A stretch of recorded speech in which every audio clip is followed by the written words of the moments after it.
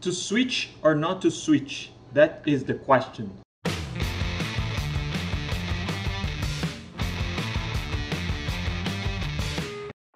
E aí galera, beleza? Eu coloquei esses dois trechos de código num grupo do Facebook, né, perguntando pro pessoal qual trecho eles preferiam. Se vocês lembrarem lá do kata que a gente fez de numerais romanos, né, eu utilizei esse switch aqui para fazer os casos para cada dígito, né? Então se o dígito é menor ou igual a 3, eu repito o dígito n vezes e assim por diante. Alguém sugeriu essa solução aqui utilizando uma espécie de map, né, onde você tem a chave como sendo o condicional e o valor como sendo a função que é para ser executada caso aquela expressão seja verdadeira. Esse post deu uma bafafá, deu uns quase 100 comentários. E teve um cara que chegou a dizer que aquele switch lá era mais feio que bater na mãe. Não sei se você percebeu, mas aquele switch é realmente um hacking, né? Uma coisa que dá para fazer em JavaScript.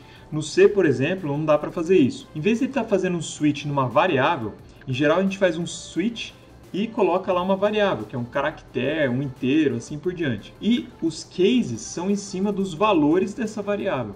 Aquele switch true lá, os cases, na verdade, são expressões lógicas. Então, na verdade, aquilo lá é só para simplificar. Em vez de você colocar vários ifs, você coloca um switch true e vários cases, né, com as expressões lógicas em cada case.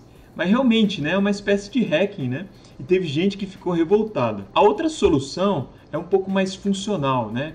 Que utiliza lá de uma espécie de map e, de fato, né, a maioria das pessoas considerou que o desempenho dessa solução é pior do que usando o switch ou usando ifs. De qualquer forma, eu fui dar uma investigada no switch e recentemente o Uncle Bob tweetou algo relacionado com o switch. Então esse daqui que é o tweet, né, do Uncle Bob. O switch statement do C foi um verdadeiro desastre, né, um dumpster fire, aqui, um fogo em lixeira. Mas o for do C permanece uma coisa de grande beleza. Porque demoraria 15 anos do Fortran C para perceber essa abstração tão simples e amável, né? Então aqui ele está falando bem do for e bem mal do switch. E alguém pergunta aqui, né, quais são os pontos, né, de dor do switch. E o Uncle Bob então fala um pouquinho mais, né? Além do horrível uso dos breaks nos switch statements do C, há o problema que os statements de switch case, né, e também as cadeias de if-else frequentemente jogam uma rede de dependências no seu código-fonte. Todos eles apontam na direção errada, para os detalhes. Então entenda, né? Veja bem, o que o Uncle Bob está falando aqui. Principalmente, pessoal, dos switches em que você faz switch em um tipo de objeto, né? Então, switch no tipo do objeto e para cada tipo, por exemplo, né, você faz alguma coisa diferente. Isso aí, né, pessoal, é muito melhor você usar polimorfismo nesses casos. Porque o que acontece? Quando você tem um novo tipo de objeto, aí você vai ter que ficar modificando o código. Então, esse tipo de código que você coloca switch com o tipo do objeto, ele fere o Open Closed Principle, porque a cada novo tipo de objeto você tem que alterar o código, aberto para extensão e fechado para modificação. Então, quando você tem um novo tipo de objeto, você tem que alterar o código do switch. E isso realmente é um bad smell, né? E nesse caso não é bom você usar o switch. Agora, quando você tem os cases lá que são fechados, ou seja, você não vai ter mais casos, né? Por exemplo, você faz um switch nos dias da semana. Eu acredito que esse tipo de switch não é tão problemático. E de fato, né, tem até uma questão aqui no Stack Overflow, né, que fala exatamente isso. Switch statements are bad. Os switches são ruins, né? E ele até cita o Uncle Bob no Clean Code, né, que ele fala sobre isso. E essa resposta aqui fala exatamente aquilo que a gente estava mencionando, né? Quando você tem um switch, que você fica fazendo a escolha no tipo do objeto, esse é o tipo de bad switch statements, né?